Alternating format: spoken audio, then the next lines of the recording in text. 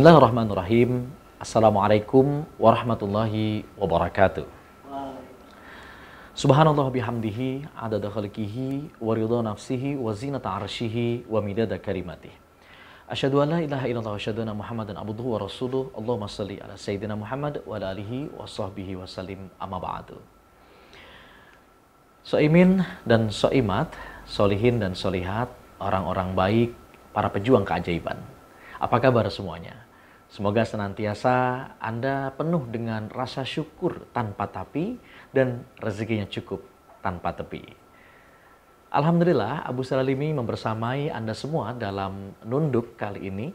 Menunggu beduk kita isi dengan ilmu yang berenergi berlian tentu saja. Erat kaitannya dalam kepanitiaan Ramadan kali ini membawa pesan cintanya, maka saya akan menyampaikan dalam 4 episode terkait dengan 4 inti pesan cintanya. Semoga Anda terinspirasi ya.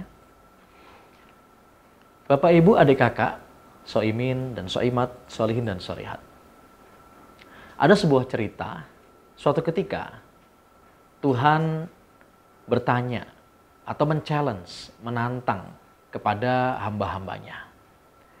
Cerita ini nampak fiktif, tapi bisa kita ambil satu hal yang berharga dari cerita yang akan saya sampaikan. Saat Tuhan memanggil, pertama hadir saat itu adalah seekor beruang. Karena Tuhan ingin menitipkan ke dalam makhluknya sesuatu yang sangat berharga bagi manusia, tapi tidak ingin manusia itu dengan mudah bisa mengetahuinya. Kecuali mereka yang mendapatkan hidayah tentu saja.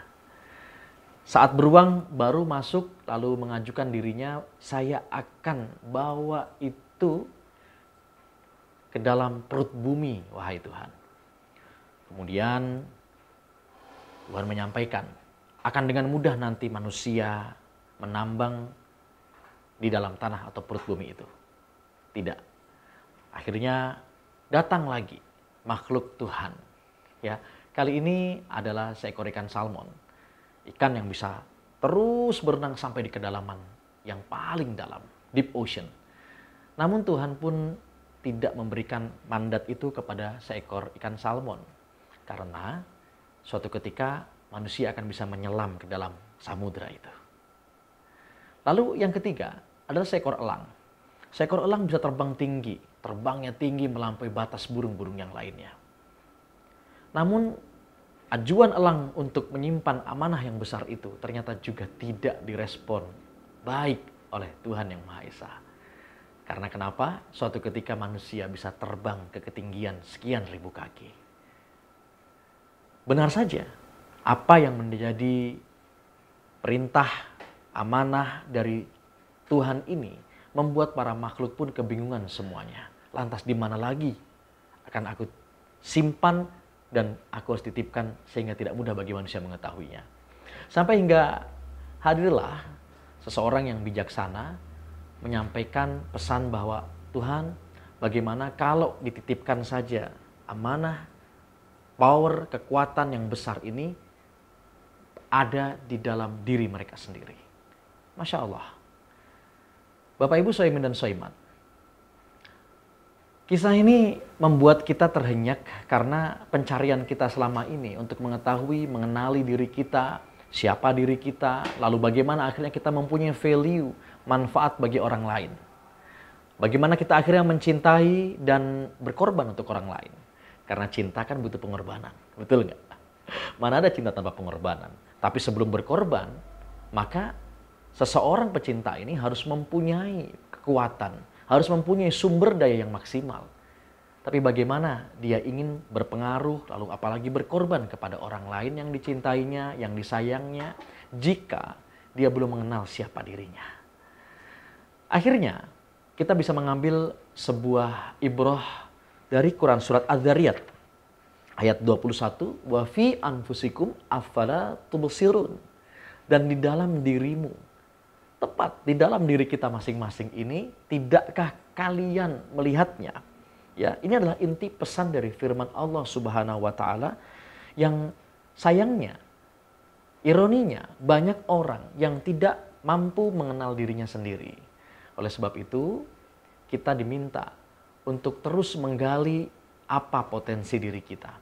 Untuk menggali apa yang menjadi fitrah diri kita. Karena kullu mauludin yuladu alal fitrah. Setiap yang terlahir sudah lahir dengan fitrahnya. Fitrah ini bukan berarti suci saja, tapi bisa dimaknai lebih luas. Fitratullah artinya potensi-potensi atau pecahan-pecahan ya fitrahnya Allah. Allah punya yang namanya 99 Asmaul Husna. Di setiap asmanya tentu Allah titipkan kekuatan itu di dalam diri kita meskipun kadarnya terbatas.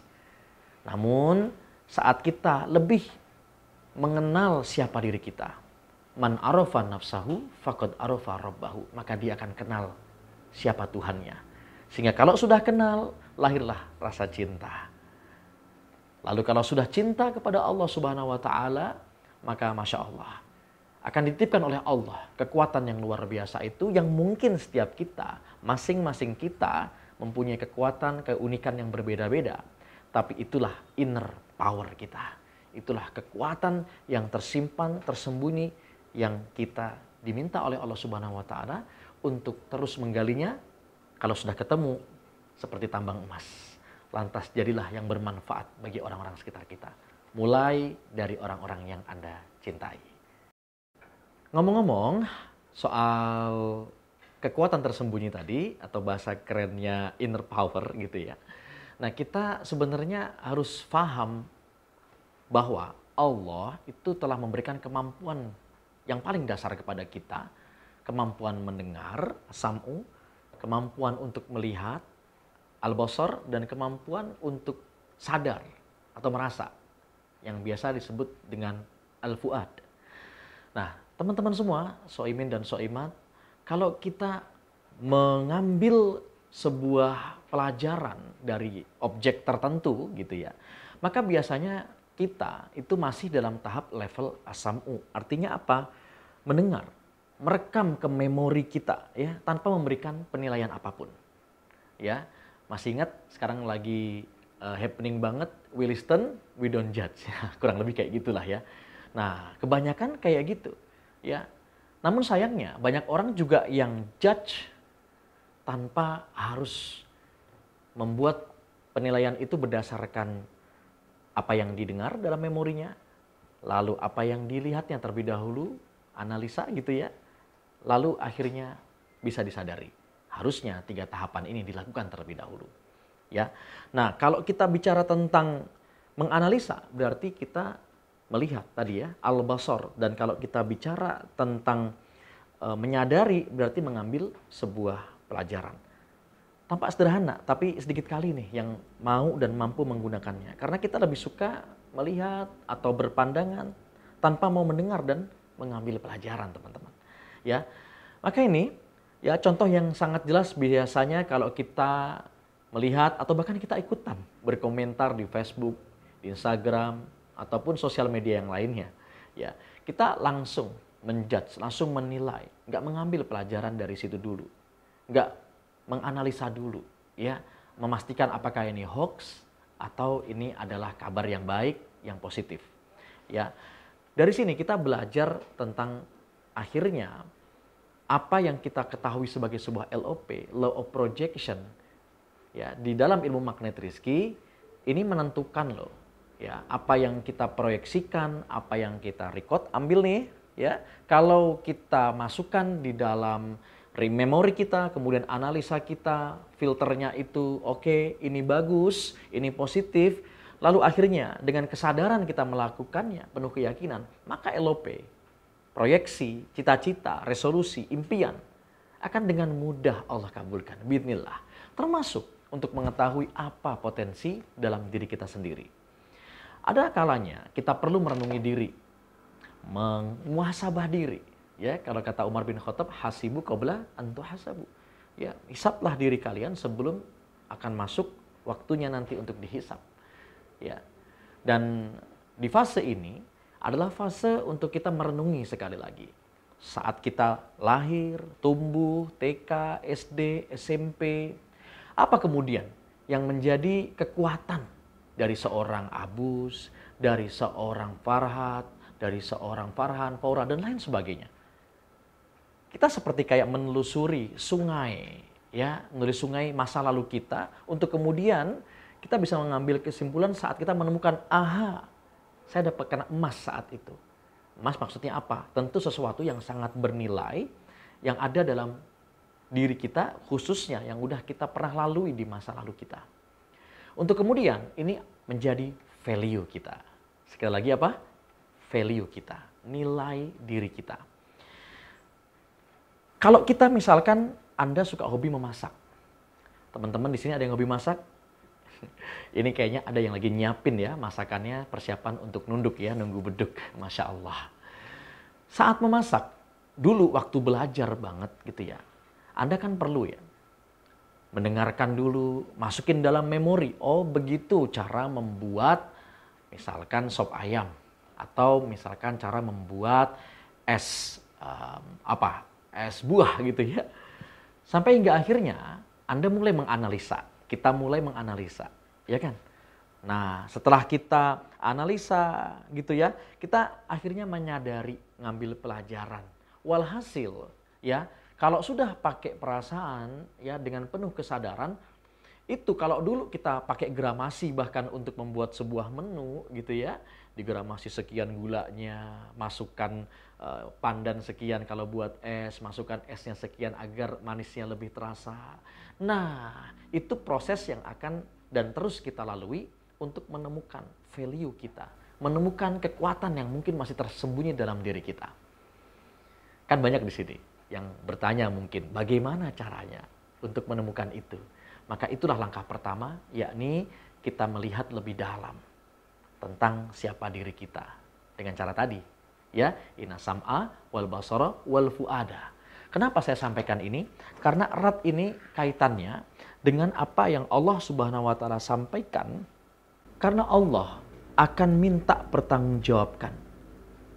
Allah minta pertanggungjawaban dari kita semua terkait apa yang kita dengar, yang masuk dalam memori kita lihat, kita analisa, dan kita sadari akhirnya. Inna sam'a wal basara wal fuada kullu ulaika kana anhu mas'ula. Sesungguhnya pendengaran, penglihatan, dan kesadaran, semua itu akan dipertanyakan. Soimen soimat, kalau kita tadi melihat, atau Anda mungkin melihat ibu, kakak kita suka memasak tadi. Saat dia sudah menjadi ahli, akhirnya dia bermanfaat bagi orang lain. Kita dibuat happy saat buka puasa karena masakan dan ramuan khas ibu atau kakak kita tadi. Atau Anda sendiri yang masak. Gimana? Apakah mereka butuh lagi sesuatu yang terukur tadi di awal-awal? Butuh analisa lagi? Sudah barang tentu tidak, karena dilakukan dengan penuh kesadaran. Maka kalau Anda sudah level akhirnya memberikan manfaat dari value tadi, kekuatan Anda yang tersembunyi akhirnya keluar, lalu akhirnya bisa bermanfaat bagi orang lain, Masya Allah. Maka Anda akan menjadi orang yang terbaik, yang anfa'uhum linas. Sebaik-baik kalian adalah yang paling bermanfaat bagi orang lain. Makin banyak manfaat kita, makin baik di sisi Allah dan Rasul-Nya. Maka semoga kita menjadi orang-orang hamba Allah, Abdul Ghani, yang berprestasi kebanggaan Allah dan Rasul-Nya. Temukan kekuatan yang tersembunyi itu dan perhatikan keajaiban yang akan terjadi. Sampai jumpa insya Allah di nunduk yang akan datang dalam sesi pesan, isi inti pesan cintanya yang kedua. Saya Abu Salalimi, Magnet Rizki. Assalamualaikum warahmatullahi wabarakatuh.